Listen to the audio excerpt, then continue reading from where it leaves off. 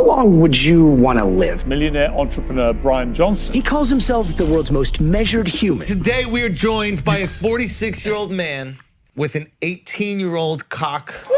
Tell me what you know. Tell me right now. What is that outfit? Imagine wearing that outfit. In other words, he's trying to live a long time.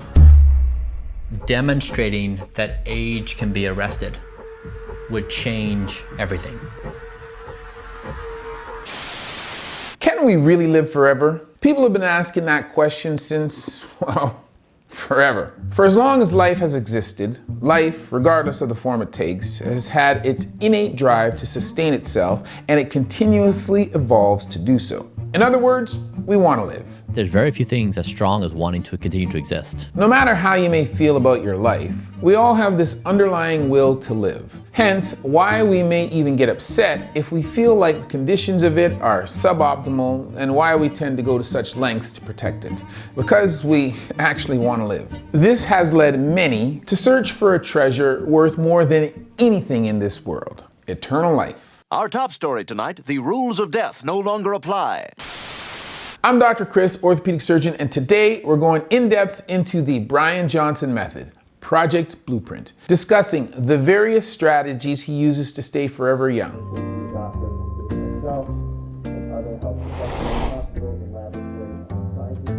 Bryan Johnson considers himself an explorer on the cutting edge of this life-changing, or shall I say life-extending discovery. He claims he has found it, or at least he's on his way to finding it. Using modern technology, a team of medical professionals, and $2 million a year, he has become a lab rat for health and longevity remedies, and through his many trials and errors, claims to have developed a basic anti-aging protocol that anyone can follow to stop their biological aging process or even reverse it. We're going into this new future, and so I'm building myself. I want to be the example of what we can build. We are so lucky to exist. Let's protect it with everything we have. In many Western societies where the focus is on accumulating success and wealth, and where the unhealthy choice is so easily accessible, being healthy actually takes effort. In blue zones, which are geographic locations where the lifespan is particularly high, we can see people are thriving without much effort. This is because they engage in life-affirming practices routinely. Things like community, faith, purpose, being outdoors, simple nutrition, and regular movement. And while Bryan Johnson's methodical and extreme approach may somewhat reflect the American entrepreneurial grind culture from which he came, the goal is the same: to align humanity with what truly matters, their health, and ultimately, their life. In the water we drink, in the food we eat, in the habits we have as a culture, in our surrounding environment, somehow we just maintain perfect health. Bryan Johnson is spearheading a self-funded scientific endeavor known as Project Blueprint. He's on a mission to eliminate aging and essentially live forever. However, he wasn't always so concerned about his health. With his background in tech, his lifestyle and his priorities used to be much different than what they are today. I started Braintree when I was 27 years old, and then I raised money and we sold it for 800 million, and then I made 300 million of that. I come from the entrepreneurial community, and that culture is very much grind culture. I'm sure we can all relate to this mentality, especially in Western cultures. In a rapidly advancing world, we often feel pressure to keep up. And in that hustle, we sometimes find ourselves sacrificing our health. That was such a dark moment because I had been building that company and being chronically depressed and having challenges with my partner and been trying to relieve the religion. I was really at this break point where I didn't know if I could carry on another step. I'm dead. Like in my eyes, I'm absolutely wiped out. And Bryan Johnson was in the thick of it. Not sleeping, eating terrible foods. I was chronically depressed for a decade. So I came to this project, never in my entire life having taken care of my health. But it's no wonder the internal nudge to shift his lifestyle went unnoticed for so long and resulted in depression. As he explains on a podcast with fitness and nutrition influencer Thomas DeLauer, at the time, unhealthy habits seemed normal to him. He grew up on a standard American diet of processed foods foods and soda, which is only now beginning to shift. Processed foods that are high in sugar, salt, and fat can make you more lethargic and in turn less active. They are almost sedative-like. On the DHRU podcast, he also explains the challenge of being raised as a Mormon within an environment where conformity was emphasized. Your social status is important in the community, and expressing doubt targets you as a person of concern. This don't ask questions, do as you're told narrative surely contributed to his stick to the status quo mentality that lasted throughout much of his adulthood. Eventually, he got tired of what felt like a surface level existence and began questioning the ways in which he lived. The catalyst for change was the immense pressure he felt raising a baby, running a startup, and consistently losing sleep. At the depth of his depression, despite outward success, he felt unfulfilled. In that moment, I just desperately wanted to die. There's just nothing that would bring me relief of thought except for the idea that I would die. Him questioning his lifestyle caused tension between him and his community, but set him off on a journey of introspection. This allowed him, for what may have been the first time, to pause, reflect, and consider the programs running his life. From there, he became solely focused on optimizing his reality. I was captured in certain ideas and ways of being, and it paralyzed me. There are other realities that could make even more sense or even be better than the current reality. Ultimately, it is the versatility of thought he hopes to pass along to the next generation because this adaptability completely transformed his life and renewed his appreciation for it. He went from a state of despair to a proactive state of embracing life and striving for longevity. Having overcome the challenge of what surely felt like the death of a lifestyle, he is determined to tackle the most daunting challenge of all, death itself. Understand the systems I'm in, trying to penetrate to find the outer layers of the systems I'm in that I can't even see yet. As a man of science, he's naturally curious and wants to know why things work the way they do. And as a man of tech, he's constantly trying to improve the system. Currently, Johnson is the founder and CEO of Kernel, a company creating devices that monitor and record brain activity, and OS Fund, a venture capital firm that invests in early stage science and technology companies. As someone who is so familiar with the industry, Johnson understands the significant time we are in as humans as we enter into the age of technology. It's what to do on the eve of superintelligence. The introduction of AI and the exponentially increasing development of technology is going to change our lifestyle drastically. In his interview with Dr. Mike, Johnson points out the danger of bringing AI into the human game because it causes an existential crisis for us as a species. Objective is not life maximization, it's species maximization. If we're cautious and wise, we'll realize that no previous generation has correctly mapped the future as it's unfolded. And now we have a new form of intelligence coming on the scene that's going to shake every pillar of our existence. At this point, Johnson claims that the only thing that we do know is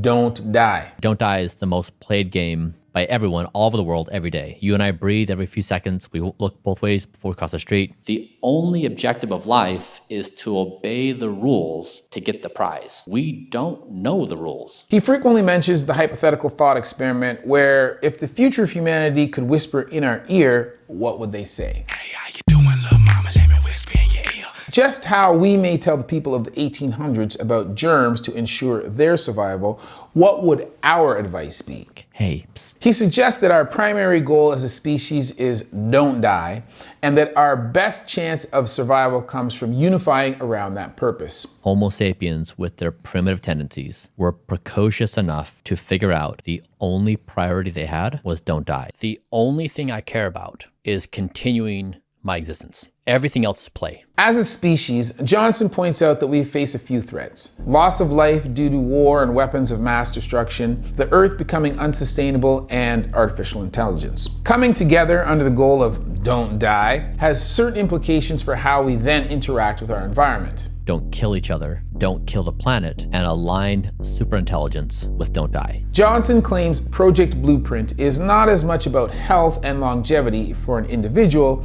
as much as it is about staying alive as a species. However, we do this through individual decision-making and action. We solve our existential threats. It's not blaming someone, it's not pointing fingers, it's not asking someone else to come in and save us. If you ask me, no matter what level you're looking at it from, individual or collective, Longevity hinges entirely on simply living the healthiest lifestyle possible, because when you maximize health, you maximize life. But to do that for ourselves, we must have a full understanding of what health really is. Our journey through life involves continuous learning and unlearning to bring us to that state of inner harmony. However, Johnson suggests we can use technology to, in a sense, expedite the process and aid in maximizing our potential for health and longevity. What do you do when you have really powerful technology? You apply it to improve the condition of all humans. He believes that technology can help us achieve a more objective perspective on our health because it takes our personal biases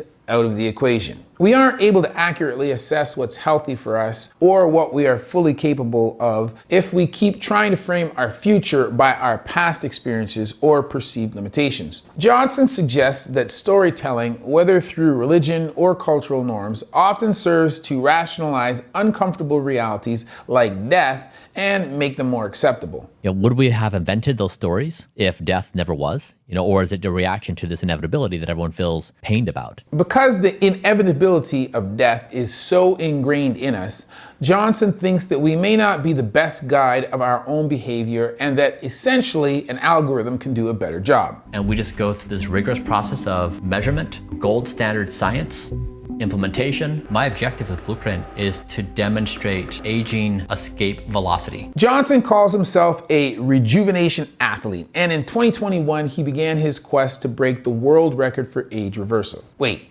is there even such a record at this point? Shattering the previous record that didn't exist because world records are not tabulated for this sort of thing. Anyway, at 47, he successfully slowed the pace of his aging by 31 years and is now aging slower than the average 10-year-old. He sees himself as basically humanity's guinea pig, but because health and wellness is a far-reaching topic, he solely focuses on longevity for time efficiency. Using his wealth, resources, and team of doctors to study anti-aging techniques, he's developed a protocol that can be used for anyone and everyone. Johnson points out that there's actually little consensus among scientists as to what's effective for longevity beyond don't die. For example, certain areas like low inflammation are settled, whereas cholesterol is still being debated. A lot of people want to do things that are positive for their body and their mind, but they get stuck on the personalization and it's overwhelming, and then they do nothing. They feel paralyzed. By doing a meta-analysis of all scientific literature on Homo sapiens related to longevity, Johnson identified consistent patterns that exist across diverse contexts, both in terms of geographical locations, place, and historical periods, time. This is a model that a person can do that is trustworthy because it has data. We looked through every single scientific publication on health span, lifespan. We ranked them according to effect. Then we scored believability of the evidence. After ranking them, he applied these findings to himself. Johnson then measured biomarkers within his own body to evaluate the technique's impact on his health and longevity. His process is analysis, application, and evaluation. However, in their interview, Dr. Mike points out something important, that it's difficult to generalize personal results for an entire collective because everyone's body is different. A lot of that statistical power comes from the number of people involved and the randomization of it. Yes. So how do we know that what he's saying worked for him will work for everyone? Johnson believes that what he's doing is, at the very least, a step in the right direction and a good place to start for the average person. He also encourages the people who join Project Blueprint to share their results so they can incorporate that data into the research as well. Johnson hopes his protocol can act as a reliable base to start from, not necessarily the best and only way to do it. I don't know if I can do this. I just want to relax and not worry about this stuff. He does seem to acknowledge that there is much yet to know, and even his method may have limitations of its own. So we've tried to use stats too, but it doesn't create a crystal ball. You're still dealing with probabilities and you're still dealing with potential confounds. Yes, I'm going to make mistakes. Yes, it's an N of 1. It has all these kind of limitations. Totally aware of all this. What I'm trying to say is it's a worthwhile endeavor. He's aware that being open to emerging evidence and being able to adjust his approach will be crucial to building an objectively effective protocol. And even though we'd like the solution to be black and white, health is often nuanced and the science is always evolving. And then we took those power laws and we said, what if you put them all inside of me? And then we measured me extensively. The markers we can identify that we do have evidence, let's nail those. And these others in the periphery around it, as they emerge with more evidence, we'll incorporate them. Before we get into the general guidelines, or power laws, as Johnson would call them, I want to mention his unique view on how we should measure age. Instead of letting our years we've been alive determine our age, we begin to speak the language of bio-age. As in, what is the age and function of each organ? How the heart ages is different than how the lungs age, and how the lungs age is different than how the brain ages. You have to really think about it from a holistic perspective. Depending on lifestyle, our organs may not all age at the same rate. And so, to be healthy, he suggests that we consider what the body, while whole, is made up of many different processes, and we must figure out the needs of each part and provide that to them. And we can determine that because everything can be connected to a bio-age marker. Overall, aging involves both cellular changes like mitochondrial decline and accumulated DNA damage, and broader systemic effects such as organ deterioration and immune system weakening. However, each one of these effects can be linked to several biomarkers. We like looking at this DNA methylation speed of aging score. It looks at your body's tree rings. Bio-age markers can help individuals gauge the health of their organs. By analyzing data related to these markers and experimenting with different strategies, individuals can effectively reduce or improve their bio-age markers, thereby enhancing overall health and longevity. Every strategy used in Johnson's protocol must show positive results in terms of hitting the biomarker target, or they are discontinued. With his full body ultrasound machine, he assesses his body every day and adjusts accordingly. Johnson's biomarkers show major improvements in his health since starting Project Blueprint. For example, his score for the C-reactive protein test, which is a blood test that checks for inflammation in your body, went from 19 when he started to now 0.1. Jeez, bro. He has 50 plus optimal clinical outcome markers and 100 plus that are lower than his chronological age. Technology we have to measure allows us to probe our body parts, and we can then start saying things with much greater precision. Again, Johnson suggests that the technology can help him eliminate the guesswork involved, which is why he is constantly hooked up to devices that measure your biomarkers and subtle bodily shifts that may go otherwise overlooked, giving him a clearer understanding of what's going on inside of him at all times. This systemic approach helps him isolate triggering events. So yes, technology is a helpful tool that scientists use to look deeply into our biology and unravel the mysteries of aging and identify potential interventional targets. However, are we at risk of becoming overly dependent on it? Is how to apply science and technology to run this system of automation for near perfect health for everyone in society. Although Johnson's method does include some more extreme interventions, which we will cover soon. In this morning routine, we'll need to accomplish maybe 150 different things.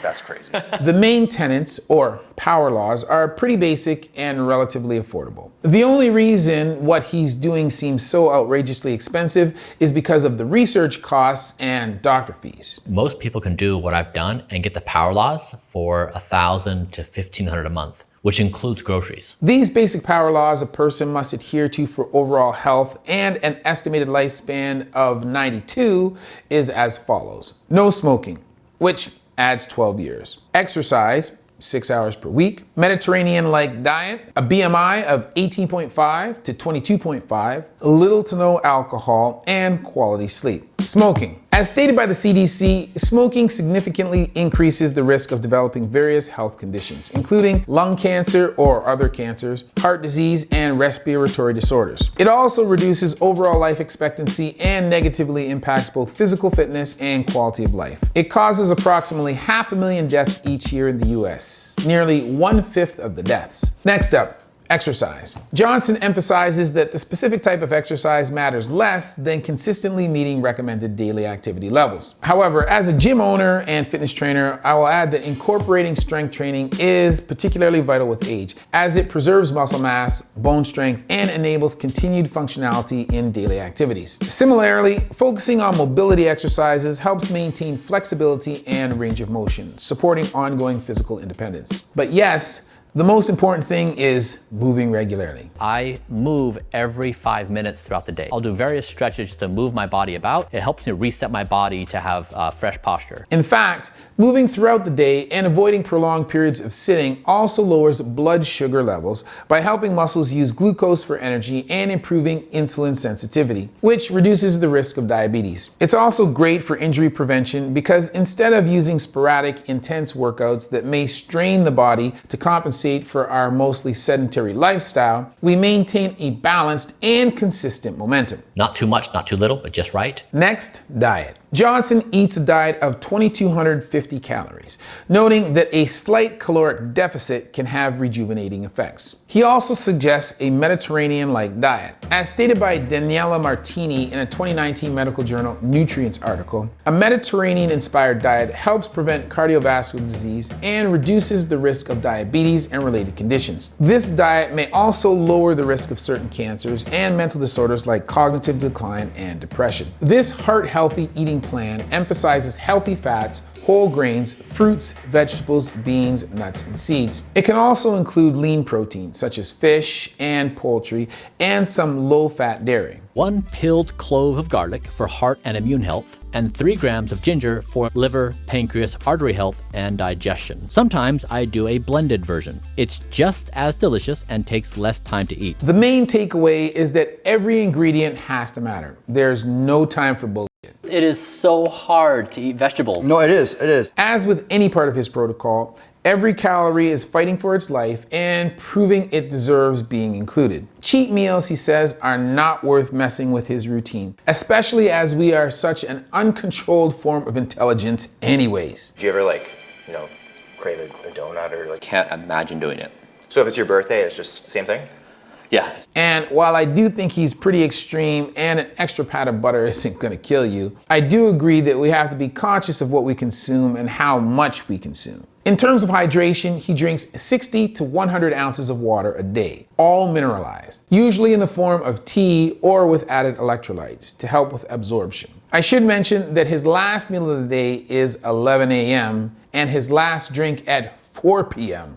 I will explain a little bit about that later. You're finished eating at 11? Mm-hmm. Really? The next power law is a BMI of 18.5 to 22.5.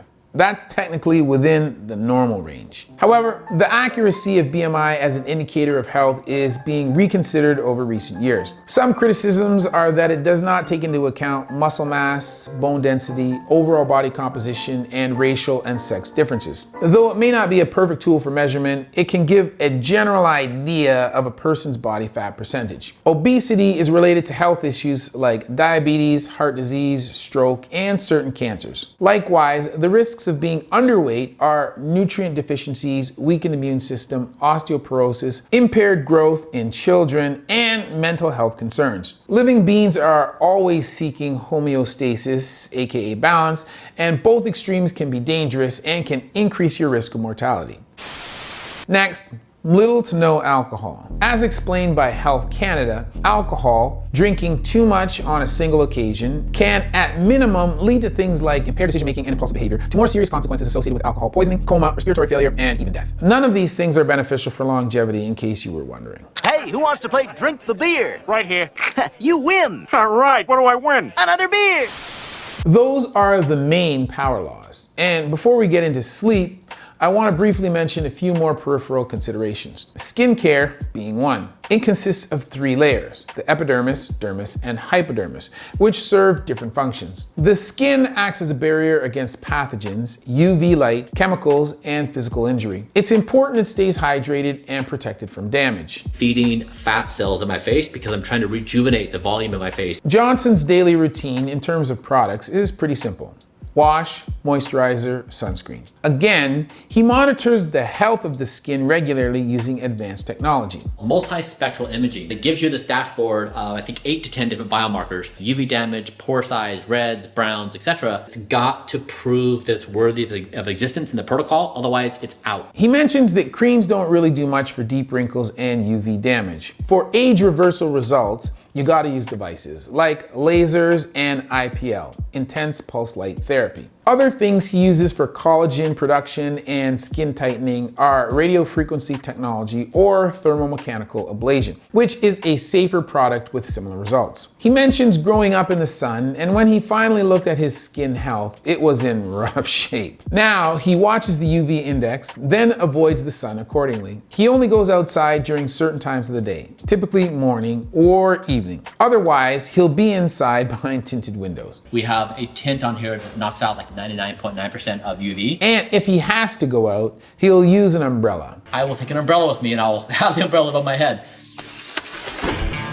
That is weird. While I don't think you have to live like a freaking vampire and avoid the sun to be healthy, I am all for preventative medicine. I'm a vampire. He also uses light therapy, full body red light, 12 minutes, 3 times a week. Kind of counterintuitive that he uses light to counteract the effects of light. He also mentions that sometimes he'll use acne medication because the supplements he takes have a side effect of acne. This is a prime example of a slippery slope of medication, having to take more and more drugs to combat the side effects of the initial medication. The body is so interconnected that it's difficult to target one area in isolation. Moving on, posture. We sit in our chairs all day. We have really bad habits of looking at our phones down on our laps. We're prone to bad posture. We do live in a world that reinforces slouchy, hunchy posture. This can affect our physical and our mental health. Johnson experienced this firsthand. He had an internal jugular vein stenosis, which restricts the blood flow from the brain and causes intracranial pressure, headaches, and brain fog. He managed to change his brain health by changing his posture, reducing white matter hyperintensities in the brain by the equivalent of 9 years in only several months' time. Johnson points out that posture also affects identity.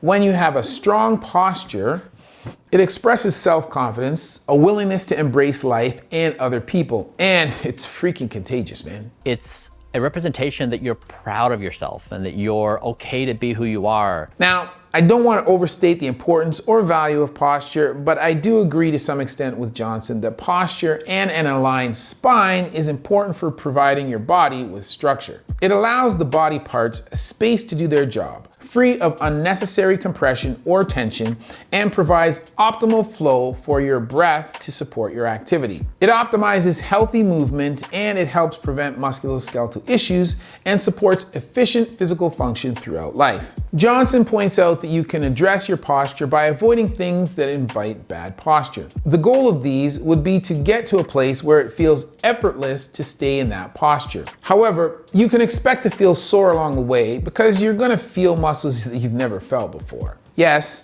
it does take muscles to maintain posture. Pulling that string above my head, I'm trying to have my head straight like that. That's a really nice starting position. This is the foundation of the posture, and it allows the rest of the body to essentially fall into place. Moving on to supplements. At his peak, he was taking 110, but is now taking only 42. Which comes in at around $11 a day. He is not suggesting everyone take that many. Do you need to take 100 pills a day to be healthy? No. But again, he's the guinea pig. Like once I got into started looking at food and supplements, I thought, no way am I trusting this system because food is so dirty and supplements are the same. While the number of supplements depends on the data received, the reason he takes so many is because they have a narrow vector, so collectively they do a good job, but you need a bunch to cover everything. He states that the best supplement for overall health is actually olive oil, which he takes with all his meals. It has a dramatic neutralizing effect on damage you'd otherwise have when you eat. And so it also has a lot of protective mechanisms in addition to the benefits. According to the Cleveland Clinic, olive oil is rich in polyphenols, which are a type of antioxidant. These help fight harmful molecules called free radicals,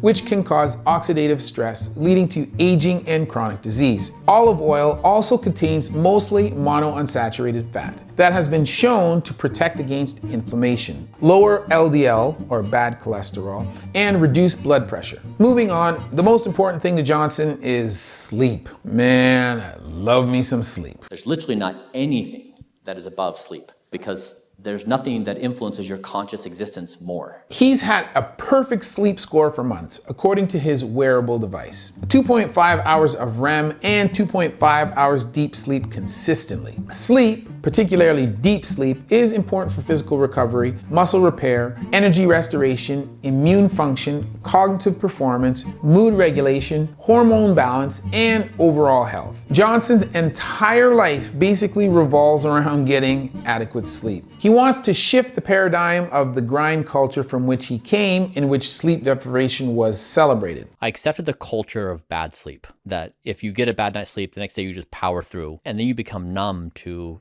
your state of affairs. I don't want to tell stories of how bold and courageous they are by missing sleep. It's really stupid. He takes precautions to make sure he gets proper sleep. Firstly, bedtime is non-negotiable. We use stories of authority to justify changing sleep to accommodate other objectives. It's the one that always gets the short end of the stick. So he sleeps from 8:30 p.m. to 4:30 a.m. and doesn't use an alarm clock, noting that the specific time doesn't matter as much as consistency and commitment. Next, he incorporates light therapy, not just for skin, but for sleep hygiene too. Because he gets up before the sun, he uses 10,000 lux upon waking to regulate his circadian rhythm. He also avoids blue light by blocking it on his computer, and he avoids screens before bed so that when he goes to bed, he can actually fall and stay asleep. He also sleeps by himself, claiming it's hard to synchronize with another person as there's lots of variability in wake time, movement, etc. He also discovered that resting heart rate is the biggest indicator of night sleep,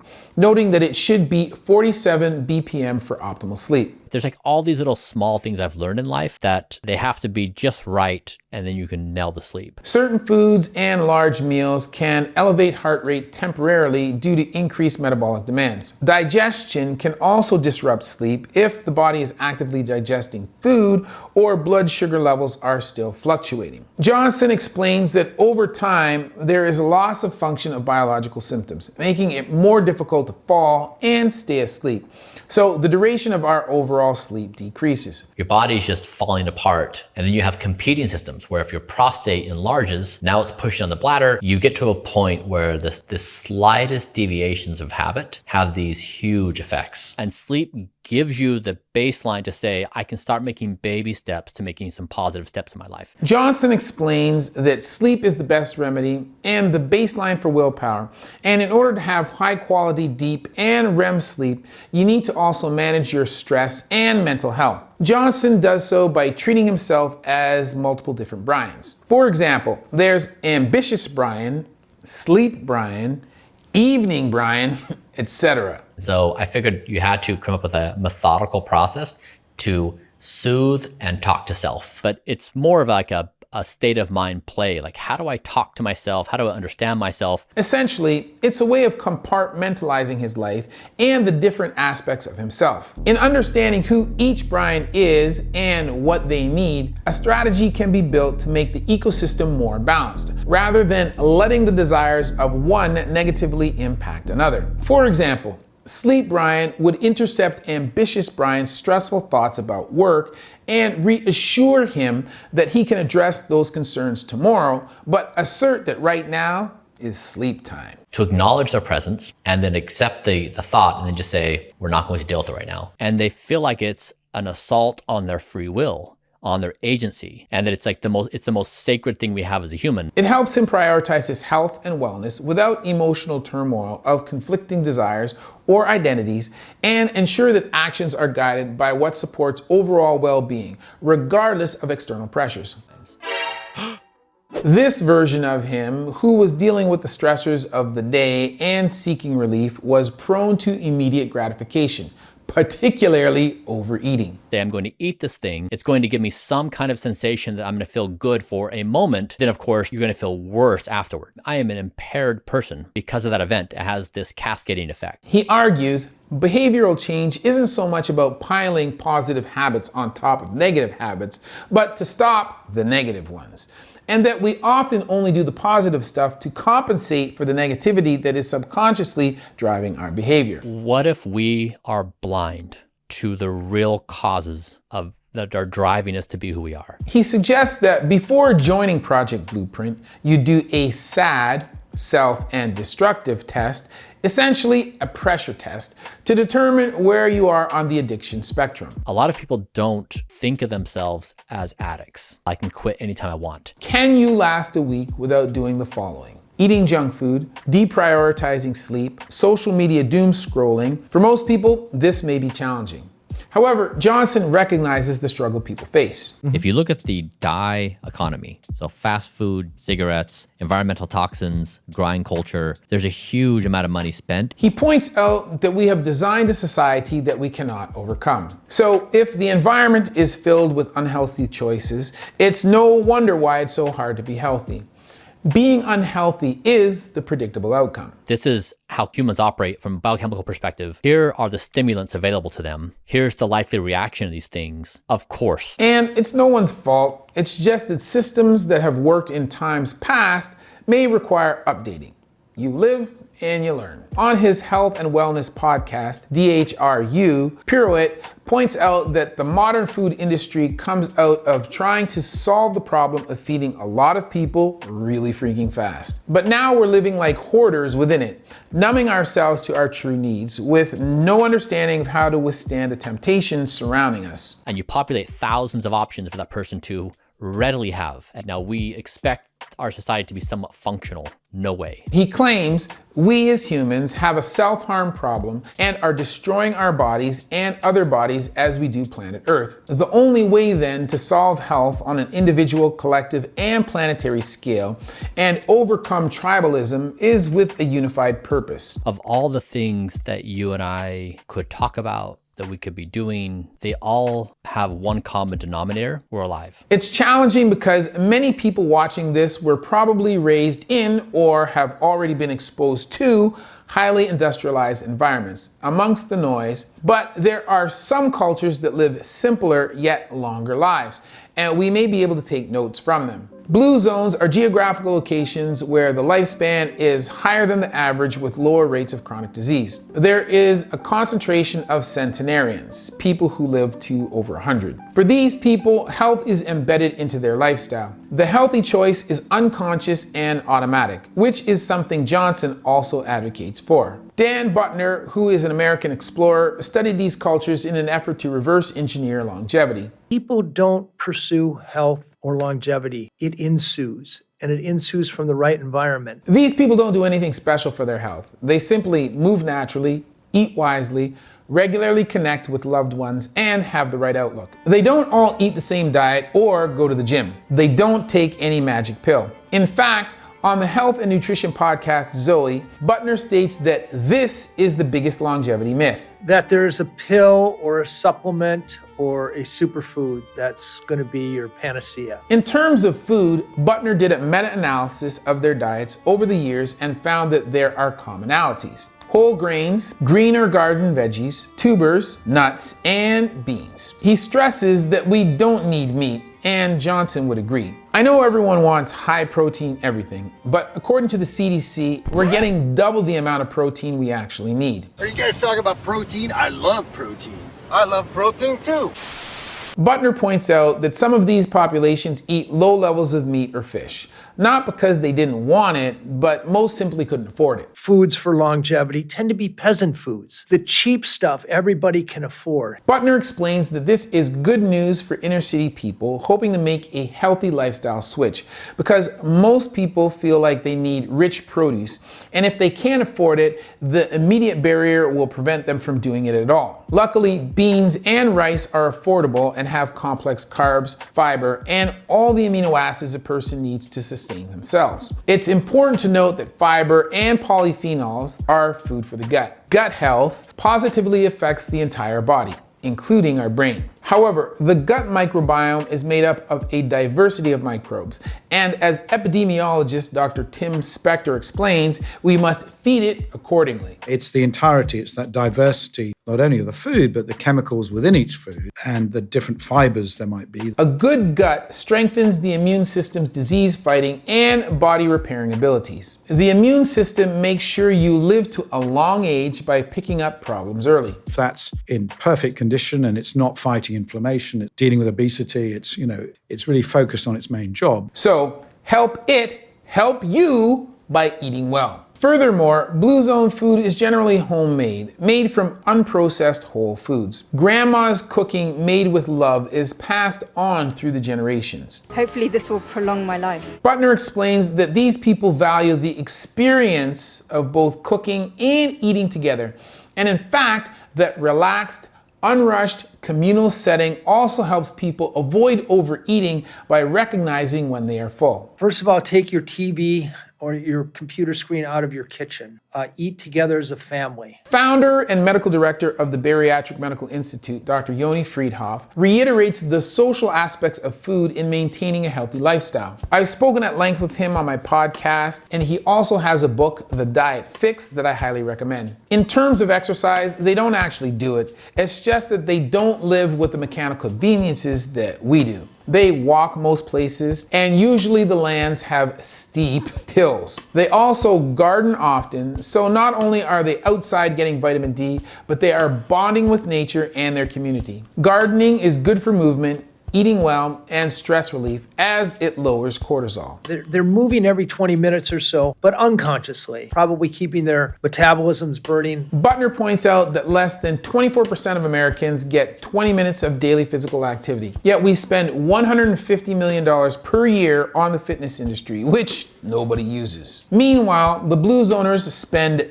zero. Western civilization has engineered movement out of our lives, but Butner suggests that we have to intentionally engineer it back in. How can we encourage people to get up, get out, and get going? Design our streets so it's easy, safe, and aesthetically pleasing. Parks, meeting places. But for the people of Blue Zones, most of these things are just a byproduct of having a less technologically advanced society. And the next factor contributing to their longevity is no different. Social connection. A community in real life who can uplift them. They often live in multi-generational homes, surrounded by family and elders with wisdom. That said, they are intentional about their immediate social circle. I always say, you are the 5 people you hang around because you pick up each other's habits. But on top of that, they have people they can count on. One of the easiest ways to lower stress is to go out with your friends, to not be alone with your problems and stew on them. Butner explains that they follow a faith and believe in a higher power, which allows them to relinquish control and relieve any burdens that they may bear. They also have purpose, and they know why they wake up in the morning. Because for people who wake up and what's my place in life? What should I do today? You get this sort of existential stress. The unemployed, I think, have it as well. And it's typically not an elaborate purpose. Every day, they are simply locked in on their responsibility to their friends and family. Dr. Spector brings up an interesting idea demonstrated by a civil servant study. That is the locus of control and perceived stress. Basically, where a person sits in the hierarchy of their workplace, aka how many bosses they have, affects how they feel about their life. If you were at the bottom of that food chain, that person had very little idea they were in control of their life. The big takeaway from Blue Zones is that their environment works with them, and we can set up ourselves for success by implementing changes within our ecosystem to encourage healthy behavior. For tips on this, check out my other channel, Human 2.0 Home. The healthy choice is easier, cheaper, and more appealing than the unhealthy choice. We're so used to convenience, so major behavioral change has to feel easy or doable for us, otherwise we avoid it. Never in my life have I had so much fun. I've never felt more alive. As adults, we can understand that as we go through life and collect experience, we often also collect tension and trauma within our bodies, minds, and thus our behavior. Cell biologist Dr. Bruce Lipton explains the immune system uses a lot of energy, and stress essentially robs that energy. Stress hormones shut off the immune system to conserve the energy to deal with the immediate stress. Even if it's only perceived stress or anxiety. This makes us much more susceptible to disease. Telomeres are protective caps at the end of chromosomes that protect DNA, that also prevent the loss of genetic information during replication. They help to maintain chromosome stability and integrity during cell division. However, they naturally get shorter as we age. Turns out that an enzyme telomerase can actually add more DNA to telomeres, extending the length. Lipton states that the bottom line for what determines the action of this enzyme is this: how much you like living. If you love your life, the enzyme works. If you don't love your life, the enzyme doesn't work. As explained by Dr. Elisa Appel, recent research shows that stress and other environmental factors can lead to epigenetic changes that affect telomerase activity and telomere length. But the influence of your mindset works both ways. Placebo can heal you from any disease. Nocebo, negative thinking, can cause any disease, even death. He goes as far as saying that if you believe you're going to die, you will. We may shift as a species from caring about wealth accumulation and status and power to simply don't die. I like to talk about living tomorrow, because living tomorrow and living forever, they're identical. We must understand that there's a difference between truly not feeling the effects of aging versus feeling it and overriding it by taking countless supplements and undergoing countless medical treatments, essentially tricking the body into a longer life through synthetically produced vitality. I understand that Johnson's method is meant to find what works, and he thinks that the solution must be complex. A stacked process of maybe 100 different things I do, because you have to think about the body in its entirety. Not dying is going to give you some unknown number of tomorrows for you to play the games you want to play. So it actually is perfectly aligned with who you are and what you want to do. A good life and a healthy life isn't an either or question. The real question is, do you want a life of pleasure and pain or actual enjoyment? What will bring you genuine peace? And understand that is that inner harmony that is health. If I could tell you with certainty that you're 46 now, at 50, you guaranteed death, would that make the next 4 years more or less enjoyable?